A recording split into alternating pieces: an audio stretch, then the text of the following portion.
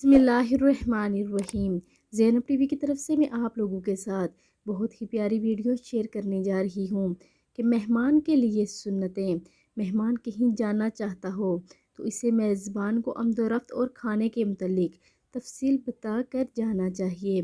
मेहमान को चाहिए कि फरमाइश ना करे।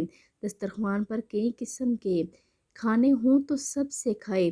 खाने के वक़्त हल्की फुल्की खुशगवार गुफ्तगू करे। सदमे, नाराज़गी और खौफ की बातें या पेचीदा इल्मी गुफ्तगू ना करें। मेज़बान को भी इस चीज़ का खुसूसी ख्याल रखना चाहिए। मेहमान इतनी देर रिहाइश ना रखे कि मेज़बान तंग आ जाए। अगर किसी ने जानबूझकर मेहमान नवाजी की हो और आपके घर आ जाए तो उसकी मेहमानदारी करना चाहिए। ये थी मेहमान की कुछ सुनतें जो मैंने आप लोगों के साथ शेयर की। आप सभी वीडियो को आगे लाजमी शेयर करें। जज़ाकल्लाह है।